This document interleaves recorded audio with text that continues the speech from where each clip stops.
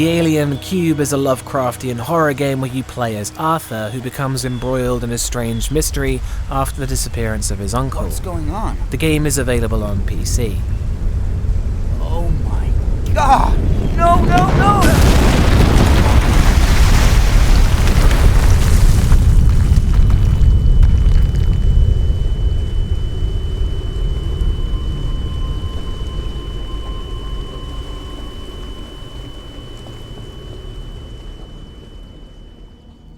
Atmosphere. The Alien Cube presents many fantastical locations, from dark underground temples to beautiful snowy valleys and murky ritual sites. But what makes these places almost sinister is the strange combination of them feeling lonely, with Arthur being what feels like the last man on Earth in nearly every chapter, and the constant feeling that you're being watched. There's so many lived-in environments but no sign of life anywhere, and it's vaguely creepy even if it's a development limitation. But on top of that is the constant, uncanny feeling of being watched. You never see anyone, but there's always a feeling that someone's there, that you're never too far away from someone doing something on the other side of a wall or seemingly avoiding you.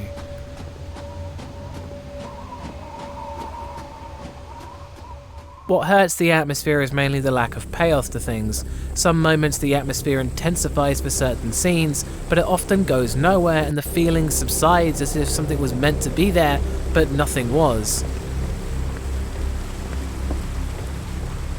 The atmosphere doesn't manage to sustain itself throughout all the scenes, with some chapters feeling a little too long with nothing much in them, and the atmosphere really struggles to keep going through some parts, but it never fully fades away. The game's Lovecraftian themes are only really in its set design, with classic fear of the unknown not really be something the game tries outside of its diary entries, and then maybe much later in the final chapters. Despite this, it's undoubtable that the eerie feeling of being watched, along with the murky music that plays as you explore these hauntingly empty locations, makes playing the game spooky and unsettling at times. That's one Harry Mason.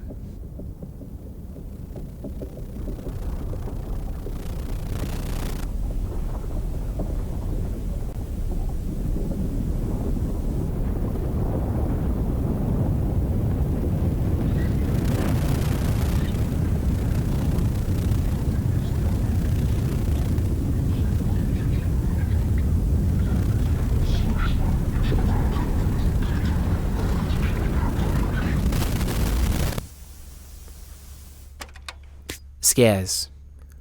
As mentioned earlier, the game very rarely decides to capitalize on the atmosphere it's built with any scares, and many moments are often anticlimactic as a result.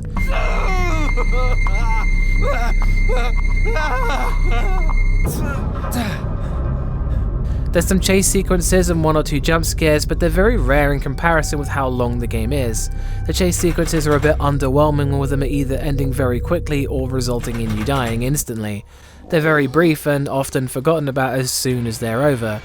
The monster designs themselves appear to be cultists with an eerie grin stretched across their face, but the game doesn't really give you much time to escape them since they kill you in a single hit.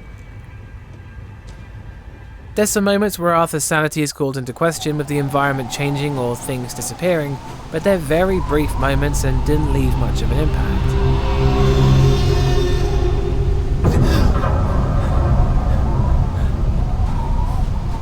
There's some really big cosmic horror set pieces and the feeling of things going on that are bigger than you, but again they're quite brief and it's easy to forget about some of them as the meandering through a valley seems to take precedence.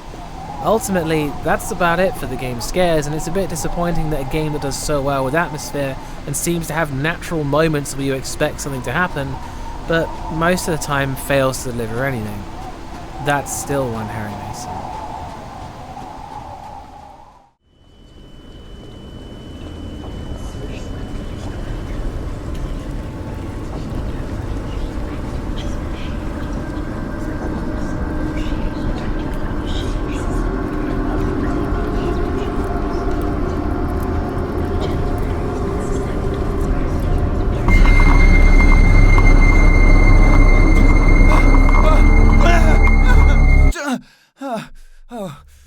Sound design.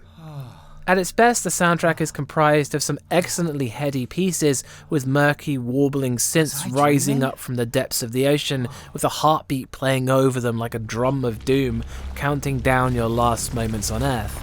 The rest of the soundtrack is mostly long, winding synth tones and soft strings that bring about an eerie, unsettling feel.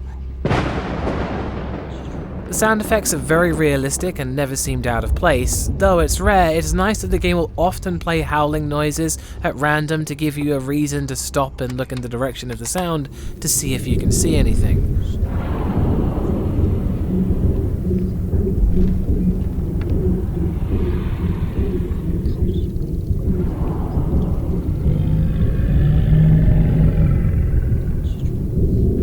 There's a lot of incidental tracks to build emphasis on specific moments, and the madness-related tracks contain wonderful layers of whispering and grinding noises, like your mind is being stretched and bent. The environmental sounds like crickets chirping and the wind howling for a lot of the outdoor sections also really help make the environments all the more believable. There's very little voice acting, with most of it just being Arthur occasionally saying something, and some of it feels a little forced and lacking realism to the things befalling him, which again does hurt the big cosmic horror set pieces to hear Arthur have a forced reaction to them.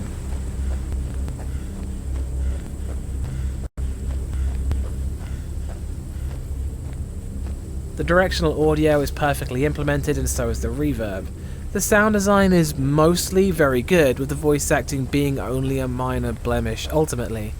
There's not really anything new, but it's still top-notch work. That's 2 Harry Masons.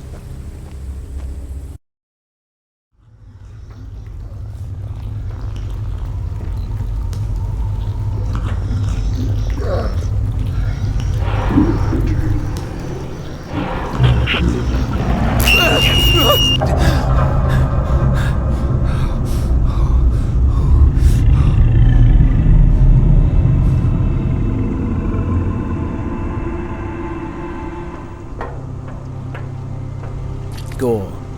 There are several bodies throughout the game, and it fits in with the things that have taken place. There's some unpleasant scenes at the game's finale that are pretty harrowing to behold as well. That's 3 Harry Masons.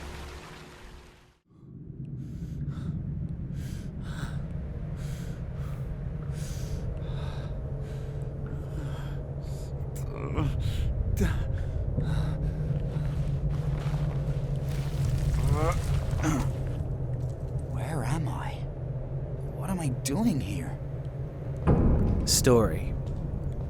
After a nightmare of an asteroid hitting the Earth and finding an alien cube in the crater, Arthur awakens to find his uncle has disappeared, and after travelling to his apartment he finds his uncle and his family is embroiled in a much deeper mystery than he could ever have imagined. The story is mostly told through loading screen dialogue, diary entries, and things Arthur sees or says to himself.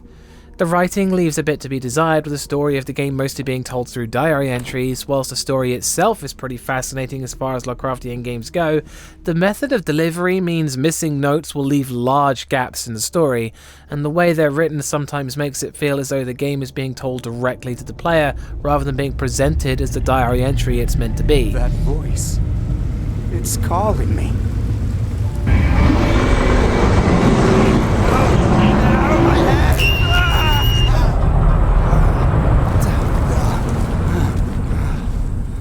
Oh God, what have I seen? I can't believe it. What was that thing? I'm badly hurt. It's a miracle I'm still alive. These are quite small complaints, and your mileage may vary, but the general story is very intriguing, and its consequences are felt at the very strong finale, making the final score 4 out of 5 Harry Masons. The Alien Cube does a lot of things very well, and some things pretty poorly, but the overall experience is pretty fantastic. It can drag in places with things being set up and not paying off, but the story, if you're able to experience it, more than makes up for it.